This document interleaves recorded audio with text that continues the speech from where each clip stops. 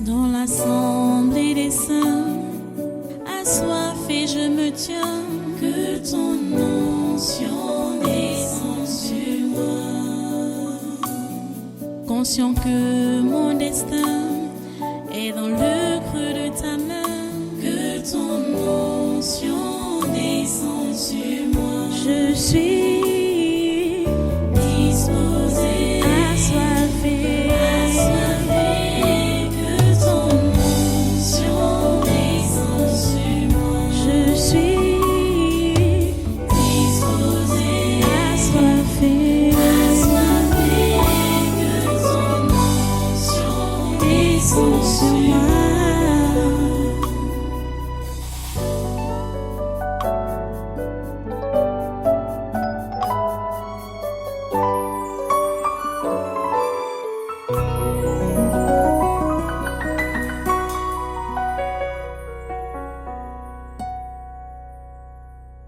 Alléluia, merci Seigneur.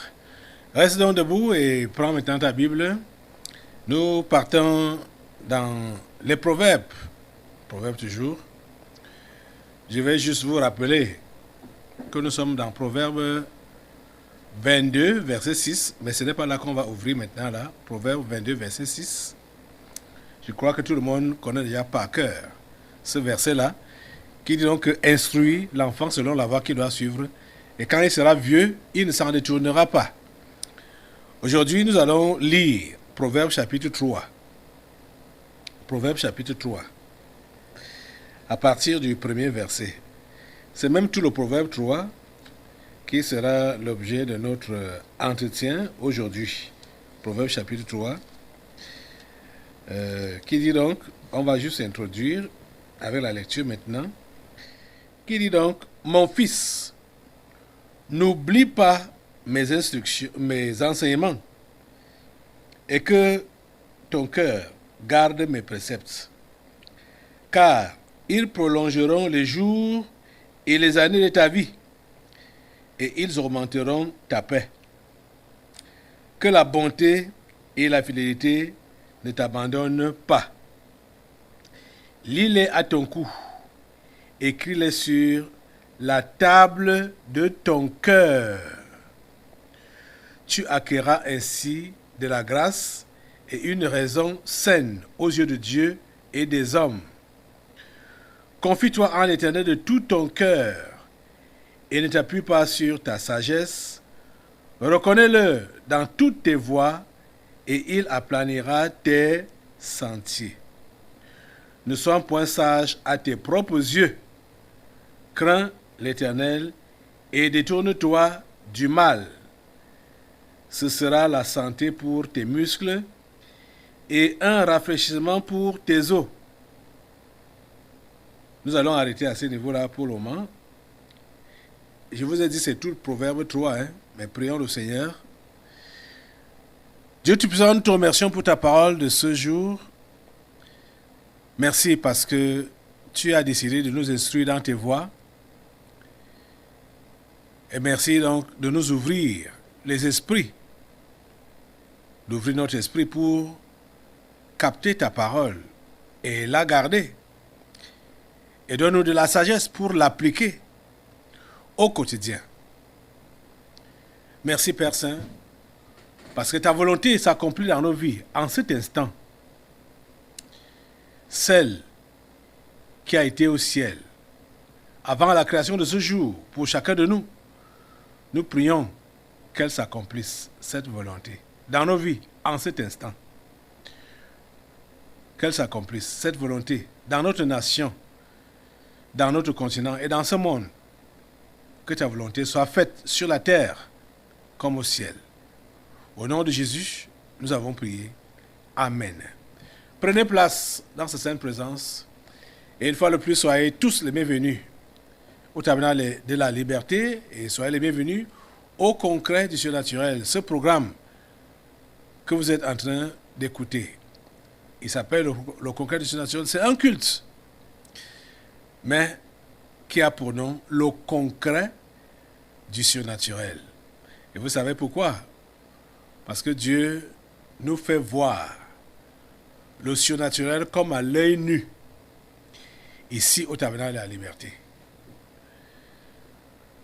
Depuis près de 2 mois aujourd'hui, nous sommes en train d'instruire les parents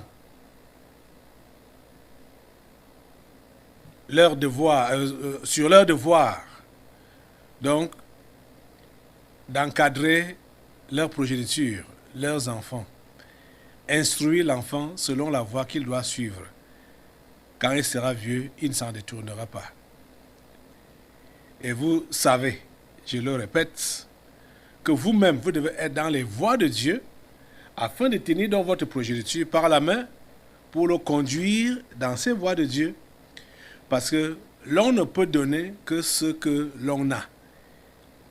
Si vous n'avez pas la crainte de Dieu, si vous n'avez pas la connaissance de ses voies, vous ne pouvez rien donner à vos enfants comme instruction venant de Dieu.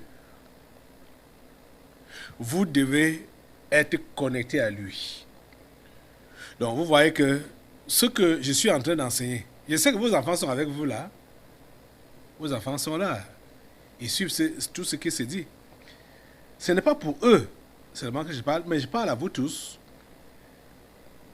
Surtout à toi d'abord, parents, et ensuite l'enfant. Il faut que vous compreniez que la connexion avec Dieu est primordiale. Elle est importante. Que nous soyons connectés à Dieu. Que nous puissions garder ses prescriptions, ses commandements, les règles de vie qu'il nous a prescrites. Nous devons les garder. Mon fils, n'oublie pas mes enseignements et que ton cœur garde mes préceptes. C'est au niveau du cœur. Le cœur qui est synonyme de l'esprit. C'est là que les préceptes de Dieu se gardent. Et que ton cœur garde mes préceptes. Car ils prolongeront les jours et les années de ta vie. Et ils augmenteront ta paix. Cela est primordial de comprendre, toi parent, toi enfant, que obéir à Dieu, garder ses commandements, ça ne profite pas à Dieu. C'est à toi que ça profite. Tu es le premier bénéficiaire quand tu respectes la parole de Dieu. Tu la mets en pratique. Tu es le premier bénéficiaire. Et tu es le premier perdant quand tu dis de la parole de Dieu Aka et tu fais à ta tête. Tu es le premier perdant. Déjà, je vous assure que sur cette terre, n'en parlons pas donc de l'au-delà, après la mort. Parce que l'on ne peut récolter que ce que l'on sème. Obéir à Dieu nous profite. Ça te profite, toi parent. Ça te profite, toi enfant. Obéir à Dieu. Et nous sommes enseignés qu'il ne faut pas copier des mauvais exemples et qu'il faut même les éviter. Les mauvais partenaires, les mauvais exemples. Parce que les mauvaises compagnies corrompent les bonnes mœurs. Tu dois te rassurer que la personne avec qui tu marches est une personne qui craint Dieu, une personne pieuse. C'est le conseil que l'apôtre Paul pouvait donner à Timothée, son enfant, dans la foi. De marcher avec des personnes pieuses. Vous ne devez pas choisir la compagnie des moqueurs. On a vu ça jeudi, dans le psaume 1er. Vous ne pouvez pas choisir la compagnie des moqueurs. Il ne faut pas choisir la compagnie des voyous. Allons un peu dans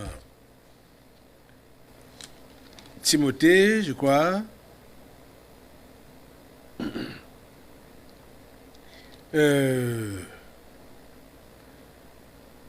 l'apôtre Paul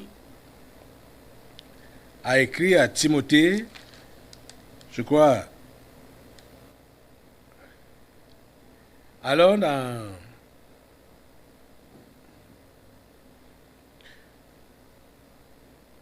Deux Timothée, chapitre 2, 2 Timothée, chapitre 2, ouvrez là. Vous êtes là, 2 Timothée, chapitre 2, à partir du verset 22. Vous êtes là. J'aimerais que vous soyez à la page pour que nous puissions lire. Ok, 2 Timothée chapitre 2, à partir du verset 22. L'apôtre Paul écrit à Timothée, « Fuis les passions de la jeunesse et recherche la justice, la foi, la charité, la paix, avec ceux qui invoquent le Seigneur d'un cœur pur. » Vous comprenez? Il doit fuir les passions de la jeunesse et rechercher quoi? La justice, la foi, la charité, la paix. Avec qui? Ici, Paul indique à Timothée quelle doit être sa compagnie. C'est la même chose pour toi. Tu dois marcher avec ceux qui invoquent le Seigneur d'un cœur pur. Et c'est avec eux que tu dois rechercher la justice. Ce n'est pas souvent bien placé pour un chrétien de se lancer dans les débats politiques, des opinions avec les païens. Ce n'est pas bien indiqué. Quand le chrétien s'entretient avec le païen, c'est pour lui montrer la voie de Dieu. Ce n'est pas pour discuter sur les opinions. Ce n'est pas pour faire les débats politiques. Vous comprenez ça? La parole de Dieu ne se débat pas. La parole de Dieu ne se débat pas. Paul a eu à dire à Timothée de fuir les discussions. Voilà, c'est même à la suite de ce passage que je suis en train de lire. Quand je passais de repousser les discussions folles, on va donc continuer la lecture. Verset 23, 2 Timothée 2. Repousse des discussions folles et inutiles, sachant qu'elles font naître des querelles. Vous voyez que déjà, j'étais déjà dans l'esprit de Paul en vous parlant. Alors que je n'étais pas encore arrivé à la lecture là. Repousse des discussions folles et inutiles, sachant qu'elles font naître des querelles. Or, il ne faut pas qu'un serviteur du Seigneur ait des querelles. Il doit au contraire avoir de la condescendance pour tous, être propre à enseigner, doué de patience. Il doit redresser avec douceur les adversaires dans l'espérance que Dieu leur donnera la repentance pour arriver à la connaissance de la vérité et que, revenus à leur bon sens, ils se dégageront des pièges du diable qui s'est emparé d'eux pour les soumettre à sa volonté. Verset 22, je vais répéter ça. Fuis les passions de la jeunesse. Fuis les passions de la jeunesse et recherche la justice, la foi, la charité, la paix avec ceux qui invoquent le Seigneur d'un cœur pur. Je sais qu'ici à l'église, les jeunes, les adolescents, les enfants sont plus nombreux que les parents. Mais qu'il y a aussi des parents qui veulent continuer toujours à se comporter comme des jeunes. Ils ne veulent pas vieillir et garder le mental des jeunes. Et quel genre de jeunes? Les jeunes païens. Ce n'est même pas les jeunes chrétiens. Les jeunes chrétiens doivent avoir une autre mentalité. Vous comprenez ça? Vous devez être différents. Parce que nous sommes au moment des derniers jours. Et nous sommes en train de préparer le grand dernier réveil mondial. Ce réveil est précédé par des choses terribles. C'est ça qu'il faut savoir. C'est précédé par l'impiété à haut débit. Donc, toi, chrétien, tu devrais être épargné de cela. Et tu dois avertir ta progéniture par rapport à cela. Que la période dans laquelle nous sommes est une période sensible, où l'impiété, les abominations seront, comme on parle ici au Cameroun, seulement graves. C'est-à-dire des choses inadmissibles. C'est ça qu'on va prendre comme des choses normales. Parmi les articles qu'on avait aujourd'hui, je vais y arriver, je vais vous dire ce qui se passe en Espagne à l'heure actuelle, les différentes lois qu'ils veulent voter là-bas, en Espagne. Ok, suivez ce qui se passe. Avant que je vous lise les Écritures qui confirment ce qui se passe à l'heure actuelle. Et vous savez que c'est le corona qui a ouvert le portail, la porte à ce genre de mauvais comportement. En Espagne, ils veulent légitimer la zoophilie. La zoophilie, c'est quoi? C'est qu'un humain a des rapports sexuels avec un animal. Ils veulent rendre ça légitime. Je vais continuer la lecture, vous allez comprendre. Donc, avoir des rapports sexuels avec des animaux n'est plus un crime en Espagne. Ils veulent légitimer la zoophilie. Vous comprenez?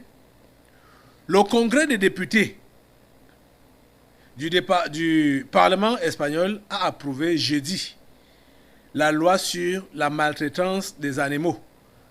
Jusque-là, rien d'étrange. Mais grâce à la modification de la loi, tout ce qui cause des blessures à n'importe quel animal vertébré sont punissables, même s'il s'agit d'un moyen de défense. Si donc une souris croise votre chemin en pleine nuit et que vous la détruisez accidentellement, vous êtes punissable. Si vous tuez le serpent qui entre dans la chambre de votre enfant par la fenêtre, vous payez. Si vous écrasez un moustique pendant qu'il vous pique, vous êtes un criminel agréé, et ainsi de suite. Vous entendez les histoires? Mais l'article le plus fou est le 340 bis, qui ne punit pas l'acte sexuel entre un homme et un animal que si cet acte cause une blessure. Ainsi, un homme peut légitimement avoir des rapports avec une truie et cela ne devient pas un crime.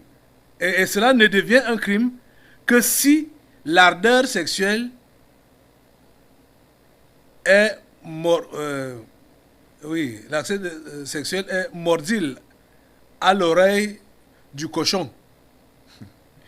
Si en revanche cela ne lui fait pas de mal, alors tout est légitime et tout à fait normal. Vous entendez donc? Voilà les nouvelles lois qu'on vote en Espagne. Voilà les nouvelles lois qu'on vote en Espagne. La Bible dit dans 2 Timothée, chapitre 3, à partir du verset 1, que sache que dans les derniers jours, il y aura des temps difficiles, car les hommes seront égoïstes, amis de l'argent, fanfarons, hautains, blasphémateurs, rebelles à leurs parents, ingrats, irréligieux, insensibles, déloyaux, calomniateurs, intempérants, cruels, ennemis des gens de bien, traîtres, emportés, enflés d'orgueil, aimant le plaisir plus que Dieu. Vous voyez, jusqu'à avoir le plaisir avec les animaux, comme ce qu'on vient de lire là. Aimant le plaisir plus que Dieu. Ayant l'apparence de la piété. Ces gens vont à l'église, à l'église catholique. Donc, ayant l'apparence de la piété, mais reniant ce qui en fait la force. Le conseil est clair. Éloigne-toi de ces hommes-là. C'est dans ce temps-là que nous sommes. Les temps difficiles. Les temps de la fin. C'est compliqué en ces temps-ci. C'est compliqué. L'impiété est grandissante. Les gens ne veulent pas entendre parler de Dieu. Et les gens combattent ouvertement contre Dieu. Comme ils savent qu'il a dit qu'il ne va plus punir, comme il avait puni l'ancien monde. C'est pourquoi vous allez donc voir que les lesbiennes, les homosexuels, les gays, les transgenres, les bisexuels, machin, tout ça là, ils ont adopté un drapeau qui est multicolore, comme les couleurs de l'arc-en-ciel. Parce que c'est l'arc-en-ciel que Dieu a placé dans la nuit pour se rappeler qu'il ne va plus détruire l'homme comme il avait fait au temps de Noé. Ce sont ces couleurs-là que ces impies ont pris comme leur couleur.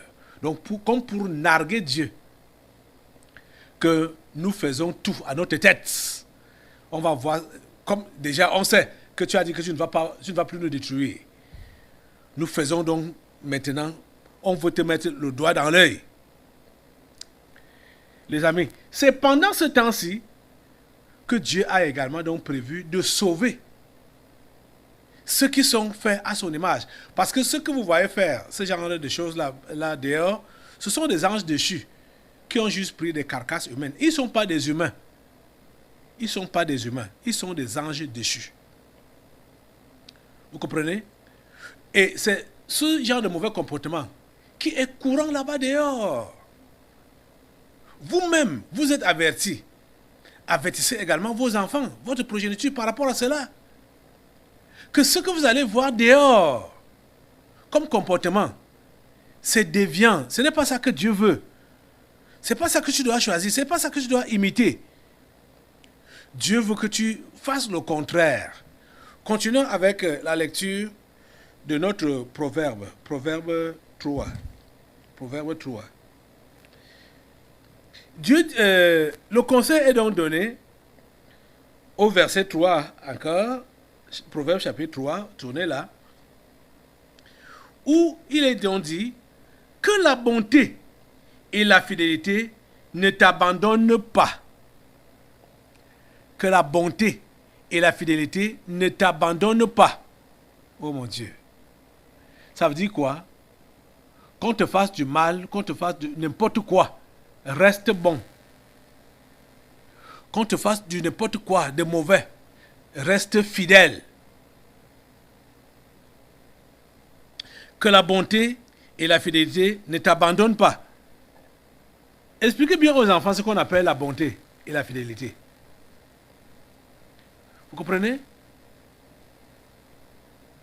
Quand on est fidèle, on ne tient pas deux langages. Dès qu'on a fait une promesse. Et on ne trahit pas notre engagement vis-à-vis de Dieu. Quand on dit qu'on est fidèle, on ne trahit pas notre engagement. Même devant la mort, on ne va pas trahir notre engagement parce qu'on lui reste fidèle. Que la bonté et la fidélité ne t'abandonnent pas. Lis-les à ton cou. Donc comme un bijou.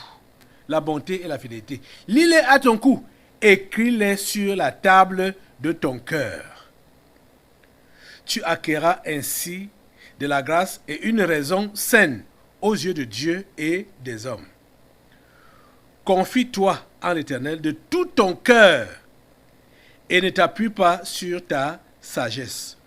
Reconnais-le dans toutes tes voies et il aplanira tes sentiers. Les amis, dans votre vie personnelle, Dieu doit occuper la première place. C'est ici l'application du premier commandement. Les 10 commandements qu'il faut lire et relire, qu'il faut toujours réviser dans Exode chapitre 20, où Dieu dit, je suis l'Éternel ton Dieu, tu n'auras, qui t'a fait sortir du pays d'Égypte, tu n'auras point d'autre Dieu devant ma face. Dieu doit occuper la première place dans ta vie et dans celle de tes enfants. Dieu. C'est à lui qu'il faut se référer en tout et pour tout. Je dis, c'est en Dieu qu'il faut se référer en tout et pour tout. Ça doit être ton modèle de vie que tu dois inculquer à tes enfants. Que tu ne comptes que sur Dieu et que tu ne t'attends qu'à lui.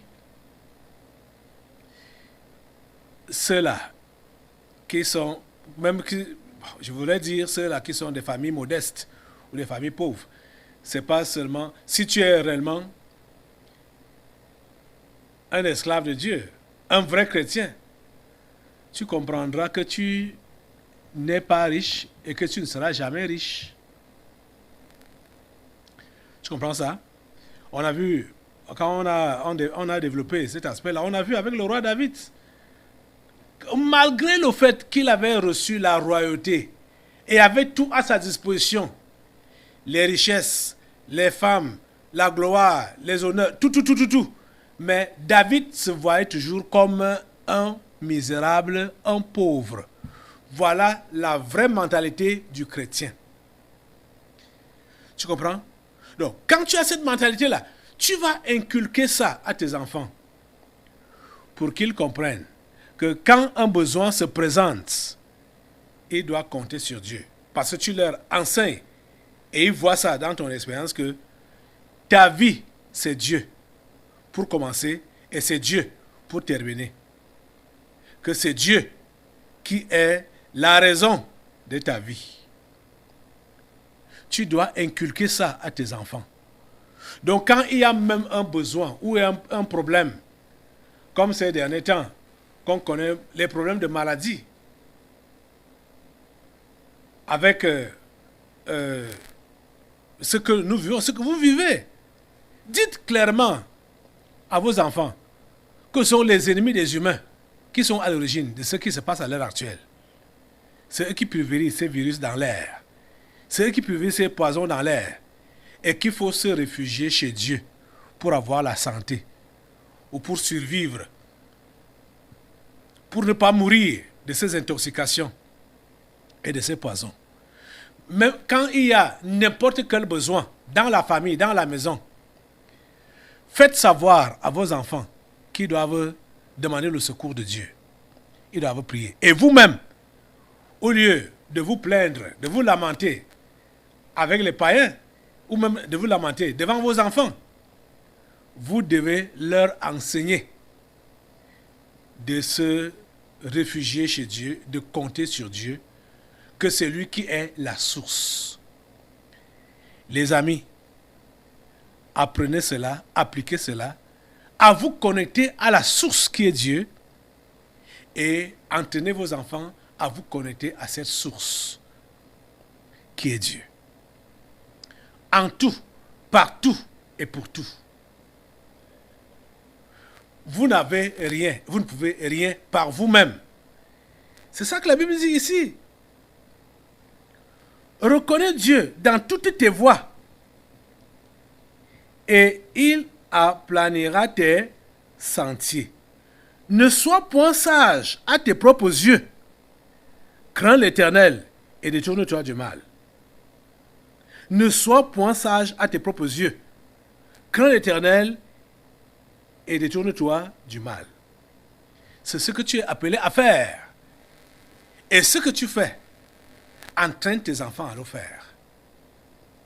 Ne sois point sage à tes propres yeux.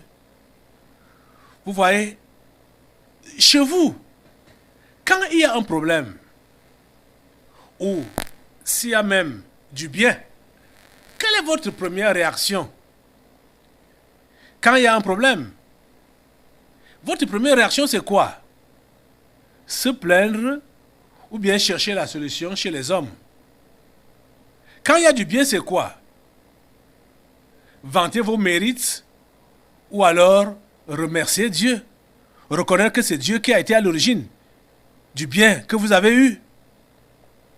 On sait que la plupart d'entre vous, même ceux-là qui disent qu'ils sont chrétiens, quand il y a un malheur qui arrive, c'est d'abord les plaintes, les lamentations. On ne fait pas d'abord recours à la prière. Et quand il y a un bienfait, c'est la vantardise.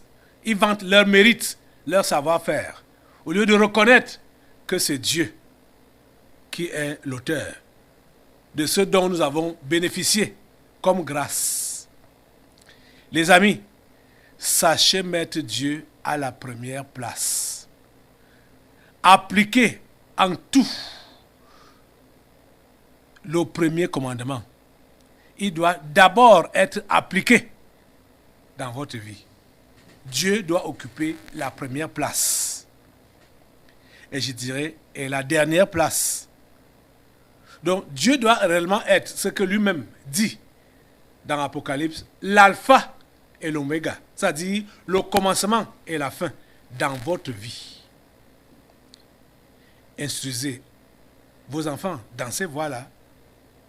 Si vous êtes dans un besoin, vous-même, tournez-vous vers Dieu d'abord. Et ensuite, enseignez à vos enfants de vous tourner vers Dieu d'abord. Vous comprenez? Quand je dis d'abord, c'est comme si ensuite vous irez ailleurs. Quand vous vous êtes tourné d'abord vers Dieu, le problème persiste. Continuez à vous appuyer sur lui. Allez ensuite chez Dieu. Si ça persiste encore, allez toujours chez Dieu. Les solutions qui sont données par des hommes, c'est Dieu qui les place devant nous. Personne ne peut rien sans le secours de Dieu. Nous avons longuement parlé ici. Qu'est-ce qui te distingue? Qu'est-ce qui te distingue? Qu'as-tu que tu n'as reçu? Et si tu l'as reçu, pourquoi te glorifies-tu comme si tu ne l'avais pas reçu? Donc vous voyez donc que même la distinction qu'on peut avoir, Dieu a utilisé quelqu'un pour nous distinguer, pour nous faire du bien. Personne n'a rien. Donc ce que tu as donné là, ou ce que tu donnes là, ou ce que tu fais à l'autre là, ce n'est pas tes capacités personnelles, c'est ce que tu as reçu que tu es en train de donner. Nous devons comprendre que Dieu reste et demeure tout ce qu'il nous faut pour commencer, continuer et finir. On doit le faire avec Dieu. Retenez cela une fois pour toutes. Comprenez? Et abandonnez donc la compagnie des moqueurs, ceux-là qui n'ont rien à faire avec Dieu. Abandonnez leur compagnie. Ceux qui vous donnent de mauvais conseils, abandonnez leur compagnie. Je voudrais que nous puissions clôturer ce matin en relisant le psaume 1er, tout naturellement. Parce que ça dit tout. Psaume 1er. Allons là. Psaume 1er. À partir du premier verset. Heureux l'homme qui ne marche pas selon le conseil des méchants, qui ne s'arrête pas sur la voie des pécheurs et qui ne s'assied pas en compagnie des moqueurs, mais qui trouve son plaisir dans la loi de l'Éternel et qui la médite jour et nuit. Il est comme un arbre planté près d'un courant d'eau qui donne son fruit en sa saison et dont le feuillage ne se flétrit point. Tout ce qu'il fait, lui, réussit. Il n'en est pas ainsi des méchants. Ils sont comme la paille que le vent dissipe. C'est pourquoi les méchants ne résistent pas au jour du jugement, ni les pécheurs dans l'assemblée des justes. Car l'Éternel connaît la voie des justes, et la voie des pécheurs mène à la ruine. Ne t'assois pas en compagnie des moqueurs, applique ce que l'apôtre Paul a dit à Timothée. Fuis les passions de la jeunesse et recherche la paix, recherche la justice, recherche tout ce qui est bien là avec ceux qui ont le cœur pur, avec les justes, pas avec n'importe qui. Je vais relire cela. 2 Timothée, chapitre 2, verset 22. Fuis les passions de la jeunesse et recherche la justice, la foi, la charité, la paix, avec ceux qui invoquent le Seigneur d'un cœur pur. Avec ceux qui invoquent le Seigneur d'un cœur pur. Je dis, même si la personne avec qui tu marches vient au tabernacle de la liberté, quand il n'invoque pas le Seigneur avec un cœur pur, fuis sa compagnie et trahis-le.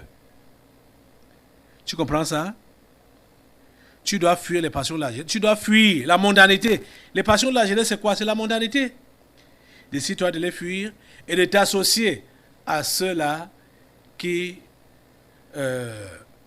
sont donc ceux qui invoquent le Seigneur d'un cœur pur. Oui, ceux qui invoquent le Seigneur d'un cœur pur. Ceux qui ont le cœur pur. C'est eux qui doivent être tes amis et tes compagnons. Lève-toi pour prier Dieu. De lui donner cette grâce-là. De mettre Dieu en premier. Qu'il soit le premier.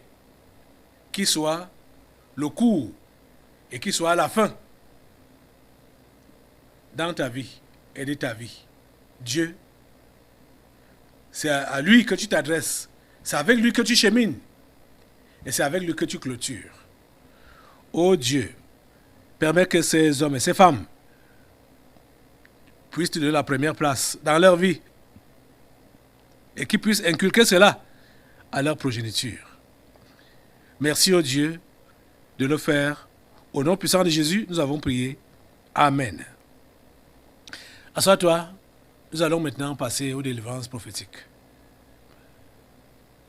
Dans l'assemblée des saints, assoiffé je me tiens, que ton onction descende sur moi.